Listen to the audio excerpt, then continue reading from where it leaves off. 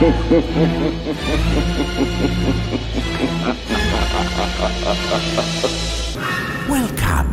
to the Cult Classic Horror Show. Every week, you can have the conversations you've always wanted to have about the films you love. Shut up! We're gonna get you, not another peep. Get rid of your distractions and prepare yourself. Then lock your door. 5, 6, gonna crucifix. You got a big surprise coming to you. You're not going anywhere.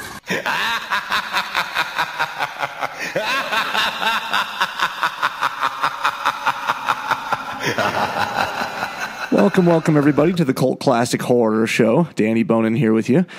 And we have a special interview for you, I should say, today. With me on the line, I have Ellen Datlow, the editor of many horror anthologies, and specifically one we're going to talk about, The Devil and the Deep. So thanks for joining us, Ellen. It's my pleasure.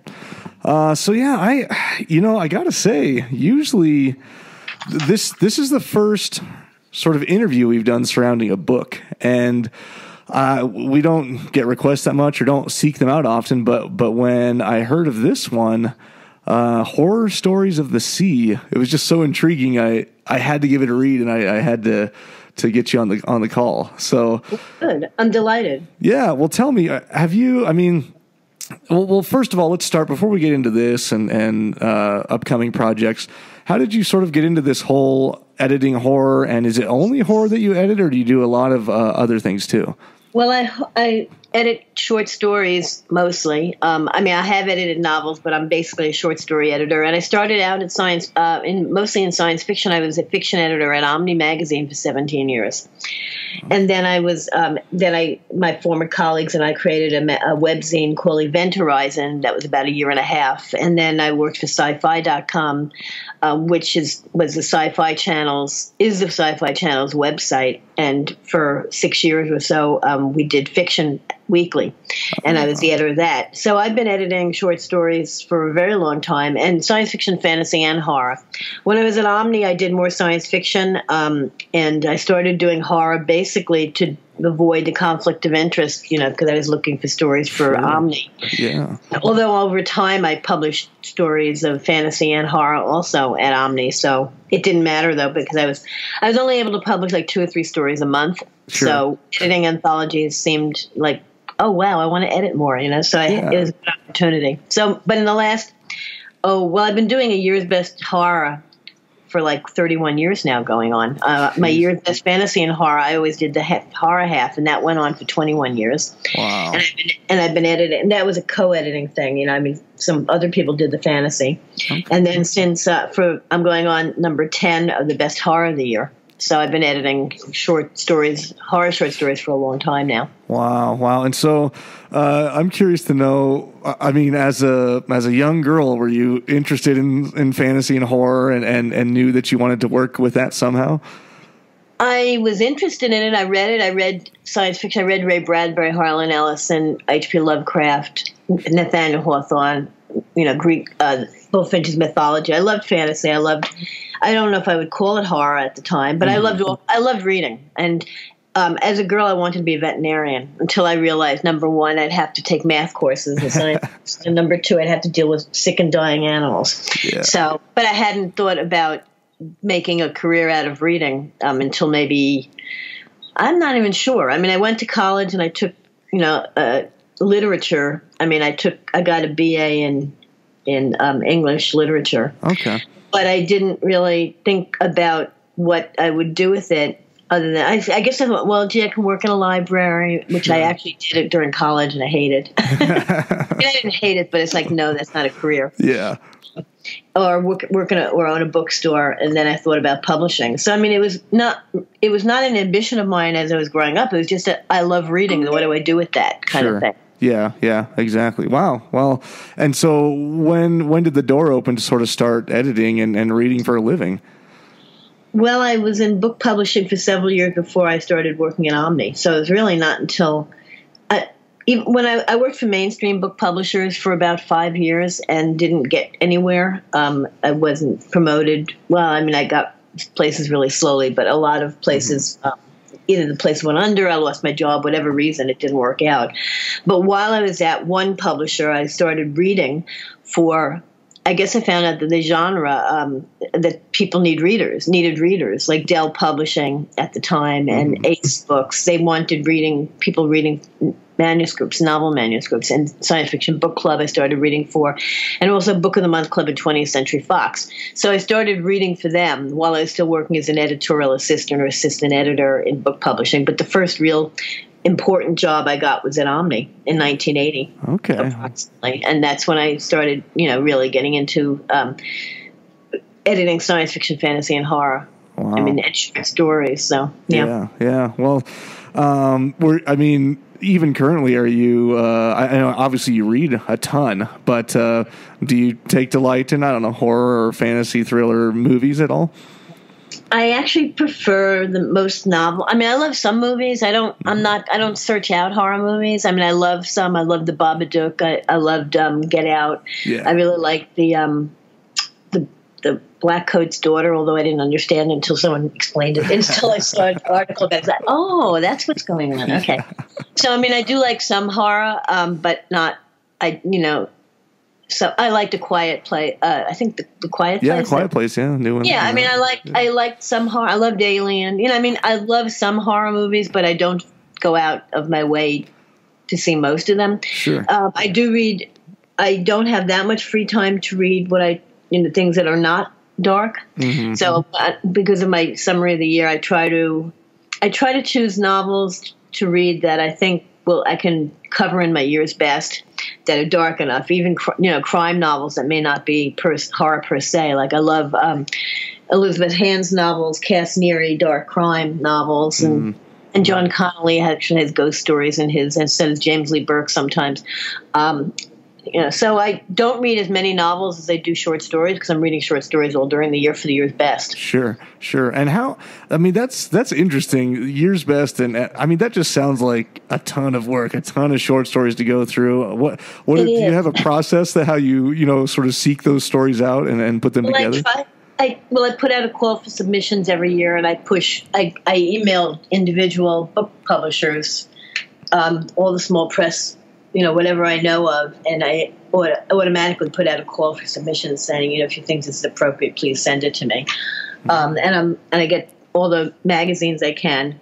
And I'm basically constantly reading short stories in anthologies and single author collections and magazines, So, and as I read them, I make a note of the ones I like. Yeah.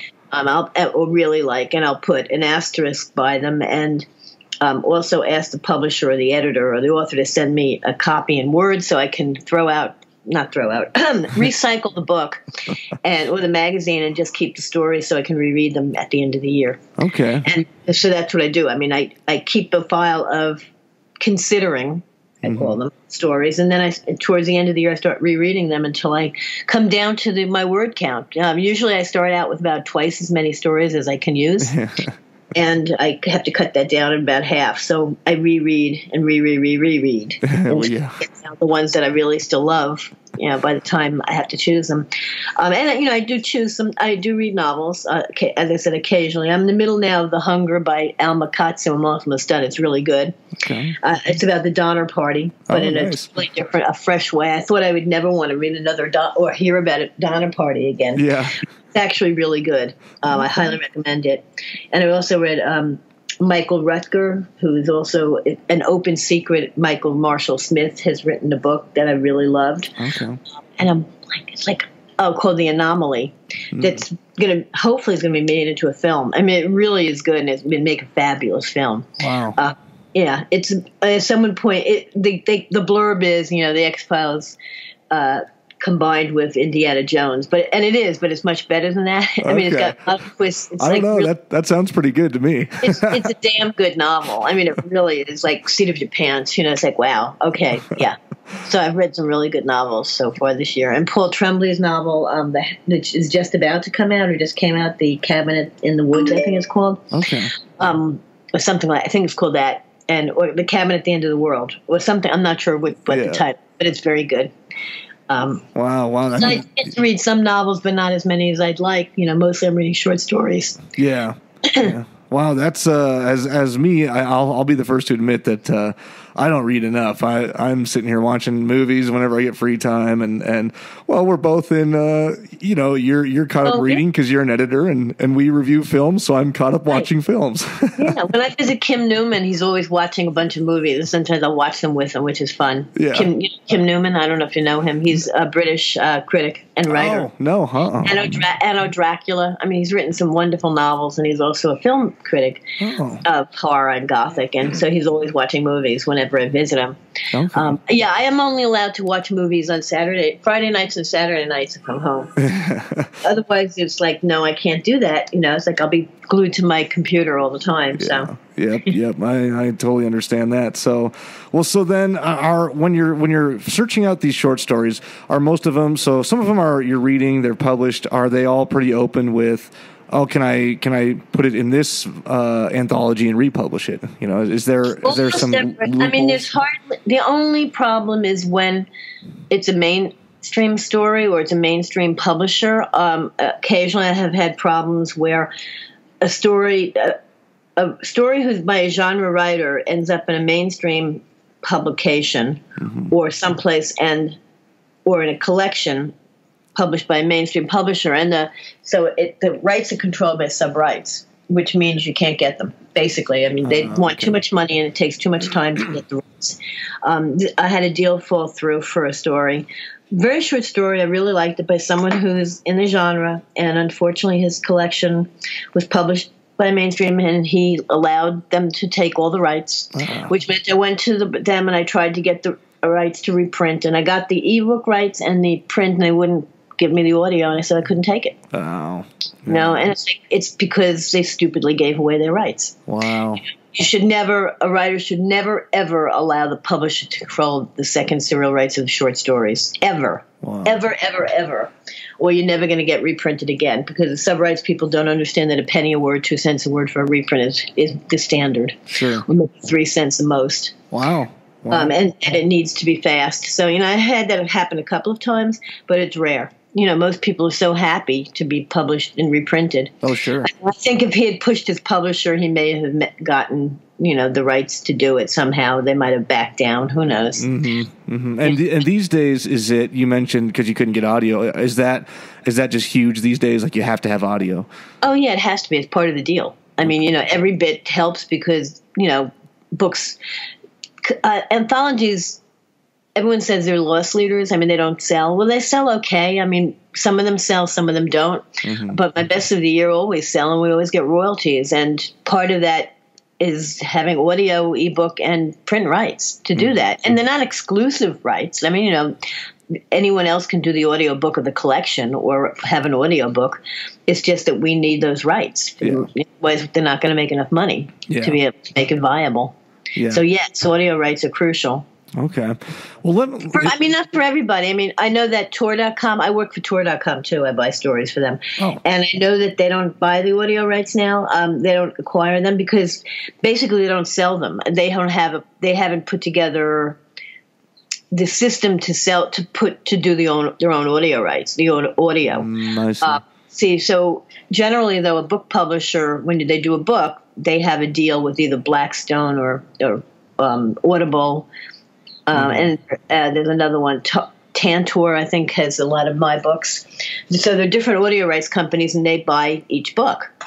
So that's part of the deal. And it's rare that a publisher doesn't have that. Tor.com is kind of this, it's a website, and they're just not set up to sell the audio rights. They just haven't done that. So that case, the author's agents or whoever sell the audio rights. And I wasn't even aware of that until one of the authors told me, audio rights to such and such was sold. I was like, I didn't know they weren't automatically up there. Wow. Okay. Well, yeah. Well, I'd sort of like to jump into The Devil in the Deep. I have to apologize. I think that originally spoke via email, like 2 months ago, and we're just now finally getting this interview done because mainly because that's how slow of a reader I am, and that's okay because the publicist who set it up is gone. Yeah, I noticed that. In publishing. Oh wow! Well, that's all right. We still got it going. So the book just came out, so that's okay. Hey, I'm happy to get people talking about it still. Sure. Well, good. Well, I mean. First of all, is this a type of anthology you've done before? Like, do you do these kinds where it's either only horror stories, let's say, of the mountains, of the forest, of the sea, or is this sort of something that came along and you just wanted to do a special project? Well, I do theme anthologies, a lot of theme anthologies, and it's mostly because unthemed anthologies are much harder to sell to publishers and to the public. Even though people say they want them, they don't buy them. I've published a few over the years. Non-theme anthologies in science fiction, fantasy, and horror, and they don't sell as well as the themed ones. So that's why most editors do theme anthologies, because that's what sells. But for me, it's like when I do a theme anthology, it has to be something broad enough that will interest me, because it takes at least 2 years to put together an anthology. So I have to live with that theme for that long. Okay. And I hadn't done. I'm always thinking of new ideas for anthologies that are thematic, and sometimes I just have no ideas. And say, oh, well, I've never done a sea one. I think I'd like to do that. And ironically, another sea anthology has just come out. Right now, I have it, A Book of the Sea from Aegis Press, which is a British press, and it's very small press. Okay. So suddenly there's another anthology of the sea, and then once in a while. But it's not that often, so it was wide open, and I just thought it'd be really interesting to get some of it to write about that. That's great. And so was this one on par? Did it take about 2 years to find all these stories and put them together?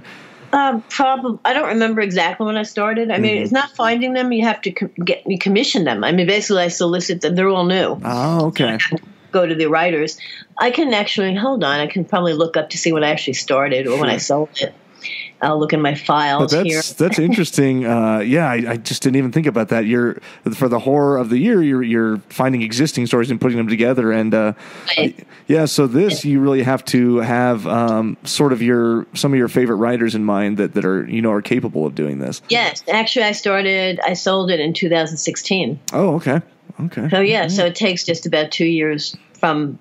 It depends. I mean, it takes time to get the contract and all, but once I have someone agreeing to it, I'll say. I mean, before I do an anthology, I kind of pitch it to not only to.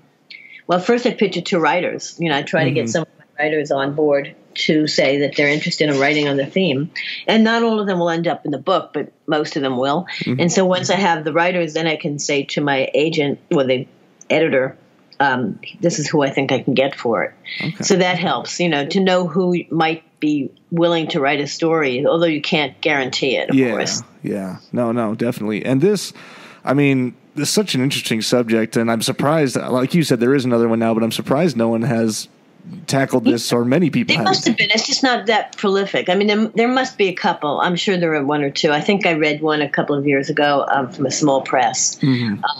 There are, but not very many. And that is surprising. Yeah. So your process of, let's say, like editing here, The Devil in the Deep, how well, you must get to know these stories really, really well. I mean, you're reading and rereading them over and over, right? Yeah, and working with the author on them, yes. Okay. And will you sometimes have, will the author come to you and say, hey, look, I'm, a quarter of the way done or halfway done. What do you think so far? Do you have any suggestions? Oh no, I don't want to read the story. No, the problem with that, if you mean to send me the story and it's half done. Yeah, exactly. No, the problem with that is you can only read a story the first time once. That's true. And it's really important to send the most clean draft that you can to an editor. Now, when for a new writer or for a writer who workshops a lot, that's one thing. But I think it's only going to be pure that one time. Sure. And I want to see the most finished version you can send me. I don't want to see half a story unless someone is really stuck. I mean, once in a while, sometimes I have friends who say, I have an idea, but I don't know what to do with it. And then I'll look at, I'll say, okay, I'll take a look. And then I'll say, well, I don't know either. Just sit on that for a year. Yeah. So I don't know.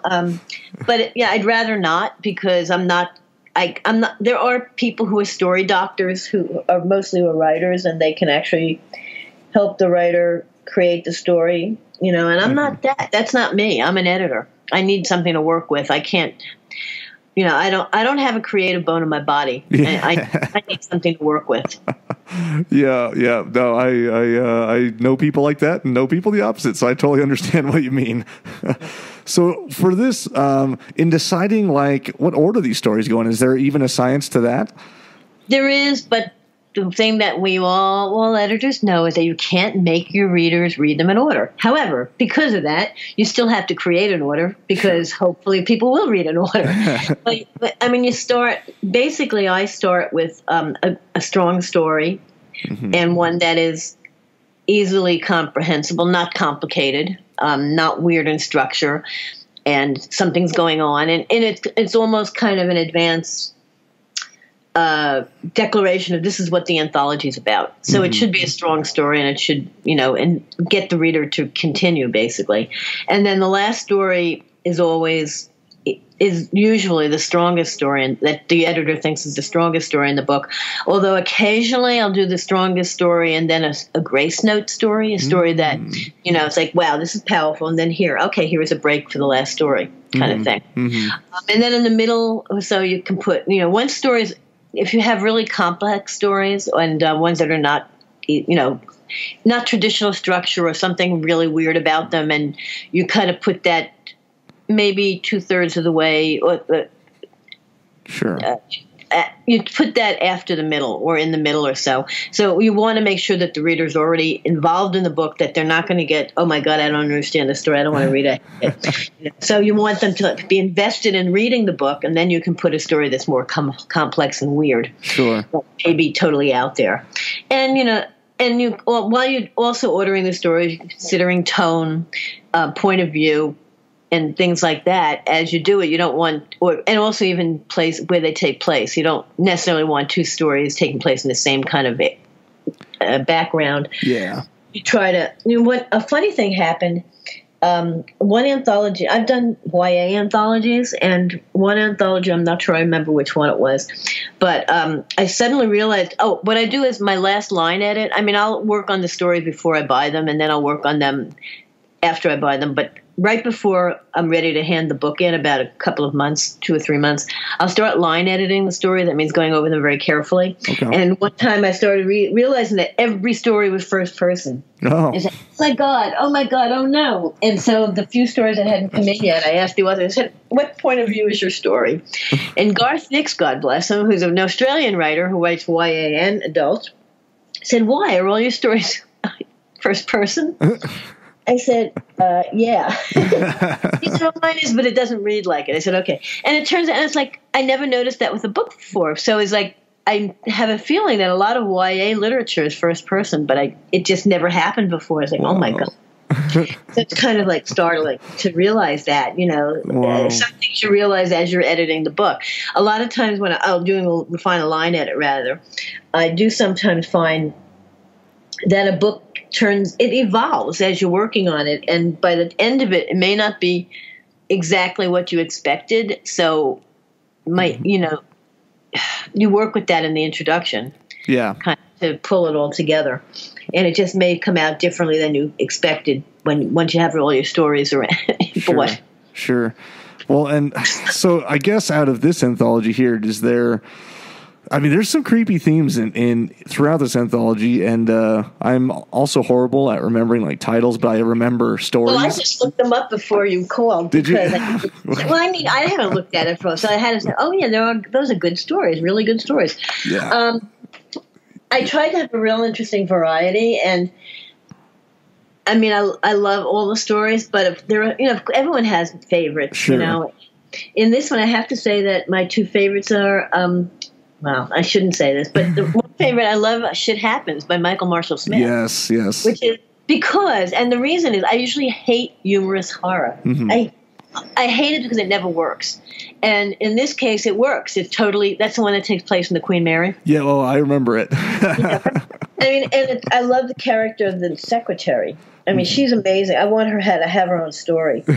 But anyway, there's something, that story is like hilariously funny, but also really, really fucking creepy. Yeah. I hope to say that on. Oh, definitely. The F word, the F bomb. Oh, it's. I wouldn't even recommend listening to the podcast. You may get offended. So anyway, that's why I love that story. It really works, you know, on both levels. And also, the last story, Haunt, is really very timely in a way, and and very shocking and upsetting, I think. Yeah, I actually, if you were to ask, and I don't know if you did that on purpose, but those last two did stick out to me the most. Obviously, shit happens because, and you guys listening really should make sure you pick the book up and read that for sure. Maybe even skip to it. It's hilarious. Don't skip to it. Read it in order. Don't skip to it. I read it in order. Stop torturing me. Don't do that. I did it right. Yeah, some people read the shortest story first or their favorite author first. You do what you want to do, but but we do put the stories in order for a reason. Yes. No, and I did read it in order, so that did help. But, sure did. But no, that shit happens is, you guys, just to give you a little, I mean, it's basically everything's going haywire, and there's a lot of shit involved, and there may be some zombies involved, so you got to check it out. Yeah, and it's based on truth. Well, not the zombie part, but the Queen Mary is the Stokers were held in Queen Mary a few years ago, so the boat stuff is all very accurate. Well, and that's what I had to talk about it, and I said, "Is that right? I don't remember that." It's like, are you sure that's where that was on the ship? Yeah, no, that's amazing. And speaking of, sticking to whatever we're talking, like in Haunt, there was all this terminology that I actually had to look up, but I enjoyed that. It felt really authentic, Yeah, it was all this like seafarer terminology that I have no idea because I'm not right. Same here. I mean, but usually you can understand it within context. And Siobhan Carroll is a very good writer. She's really excellent and writing a lot of interesting stories. And I think that one is one of her best. Oh, it was probably my favorite of the book. It just it captures you the most. And yeah, for you guys listening, that's the last one for a reason. So read it in order. I messed up by telling you to skip. That's okay. And very creepy story about a ghost ship and just these people trying to survive on a shipwreck while being haunted for days on end. So yeah, I really like the theme on that one. You were saying that sometimes you put these complex stories or ones that are hard to understand, and I got to say that the Whalers song was one of those for me where they're sort of shipwrecked and there's these whale bones and yes, and something's going on. Yeah, and then it sort of ends, and so there were a couple of them like that where maybe those of you who read a little more, and I still enjoyed it, but I was just sort of like, what the hell just happened? But very, very good stories. Some of the other themes I really enjoyed were, I don't even remember the title of the story, but the theme of the man in a sort of old deep sea diving suit that's haunting. Oh yes, I think that's. I just looked. Yeah. Oh, John Langan, is that the deep sea swell? I think so. Yes. The dead diver. Yeah. Yep. So that was a creepy theme. There's just a lot of great stuff throughout these stories. Also, I found. I mean, I hope how did you feel? You can be honest. How did you feel about the Brad Denton, the Ship of the South, when it takes place in the inland sea? See, I had actually encouraged people to do all kind of sea stories, not necessarily. And I even said I would love an inland sea story, and that's what Brad Denton wrote. It takes place in a desert that was an inland sea, and that's. So it's kind of that I'd probably put in the middle because it's such an oddball story and it doesn't seem. Yeah, and that one. It doesn't seem, because it's not actually water there at all, but there's a ship. Yeah, and I'm trying to remember what sort of goes on in that one. Oh, it's Western. It's a Western with Native Americans being abused by some asshole. Oh yeah. Yep. Okay, I do remember that one. Ship of the desert. Then the ship comes flying in. Yeah, on the wheels. Yeah. That one. Yeah, definitely inland, but it was very, very interesting, and it did keep my attention the whole time. Good. So yeah, no, I did enjoy that one. That's what I care about. If it keeps your attention, that's important. No, it was very interesting. I liked that one a lot. So, a lot of great themes throughout here. So. Now this, you said it's recently been released, right? It came out a few months ago. I believe it came out in February or March. Okay. And they probably, I mean, where can you pick this up? Pretty much on Amazon, anywhere? Any place, I hope. Yeah. Okay. Even maybe bookstores, I would hope. I would think Barnes & Noble would have it. But, yeah, you can certainly get it on Amazon, and you can get it. It's available as a Kindle. I'm pretty sure it's an audiobook. It should be. If not yet, it will be. But I'll bet. And usually it's released the same time, so it's probably an audiobook, too. Okay. Well, yeah, I mean... So pick it up, guys. The Devil in the Deep, Horror Stories of the Sea, edited by Ellen Datlow. A ton of great authors in there. Tell us you're working on Best of Horror coming up for this year, right? And is there anything else?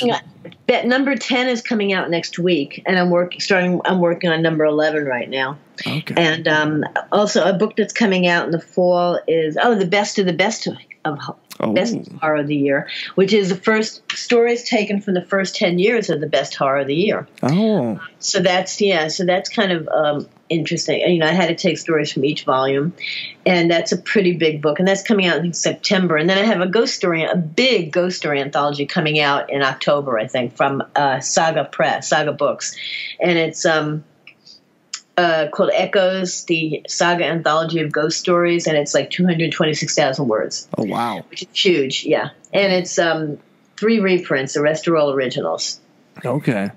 So that's coming out in the fall. Yeah. Well, and, yeah. I'd be interested to, because I haven't read these best ofs, and so that even that best of the best of sounds super interesting. I might have to check that one out. Yeah, you should check that out. I think I had fun doing that because I had to go back and read stories that I hadn't read for a long time. It was like, I remember that, and I didn't want to take, I wanted. It's like a juggling act. With a reprint anthology, it's a juggling act. I mean, this was a juggling act because I didn't want to take, I wanted to take at least 2 stories from each volume. Mm-hmm. But I took between 2 and 3 or 4, I think. Okay. Some volumes I just found more interesting stories. Sure. And I couldn't repeat an author. And I tried to take stories that were not overly reprinted, which is kind of tough. When you have good stories, right? Really good stories, right? I mean, they're reprinted at least once in my year's best. They may have been taken for other years' bests, and it's just a real juggling act there. Do you use a lot of the same authors throughout each of the years? Not for the Best Horror of the Year, but for my own anthologies. I mean, every year in my summary, I'll say, I had this many stories that are new by people I never heard of. Mm. And I'll tell you. I mean, hold on a minute.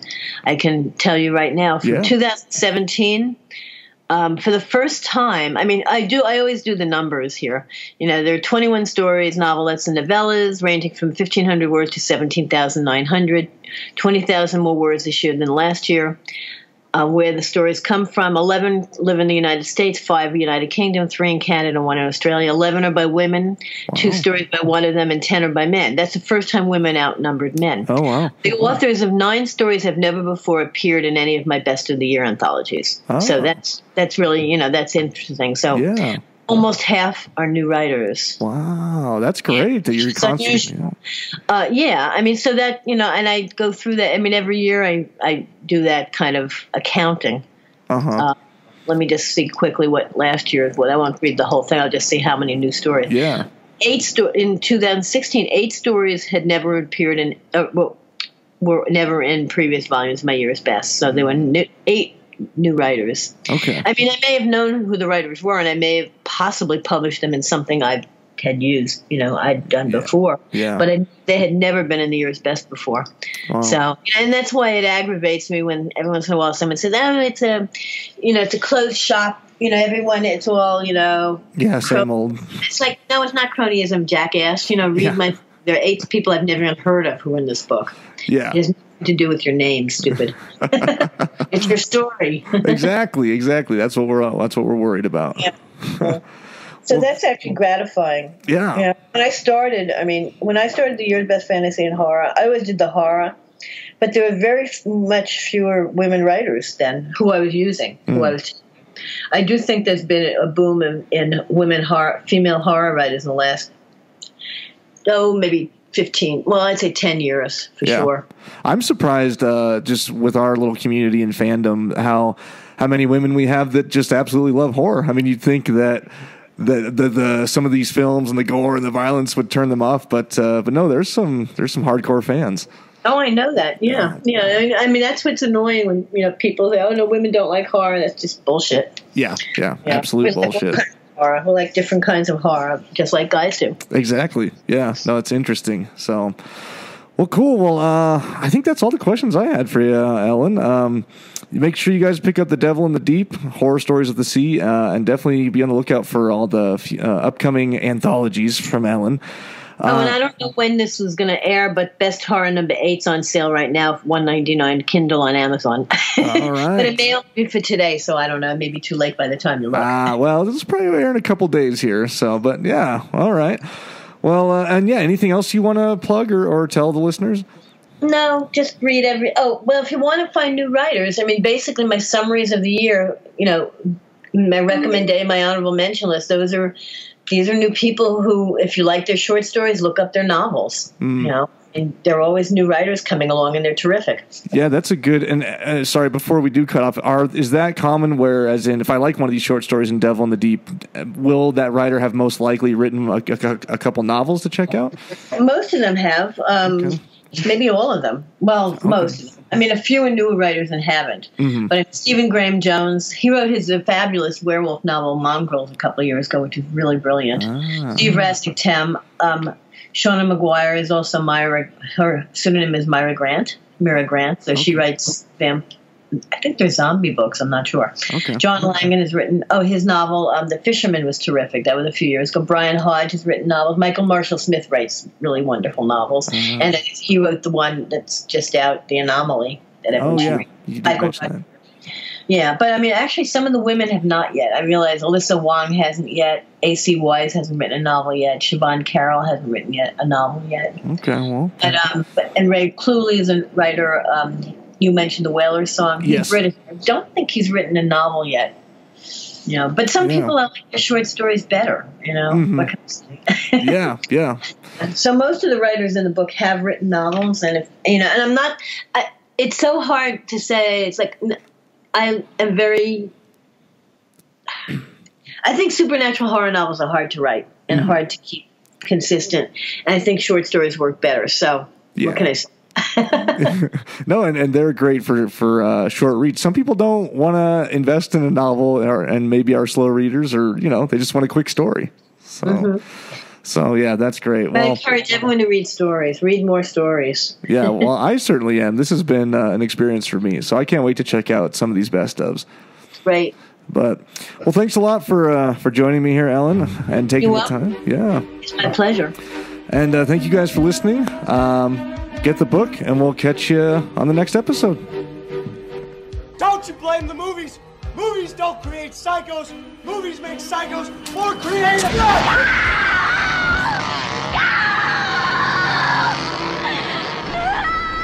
Oh, yes. There will be blood.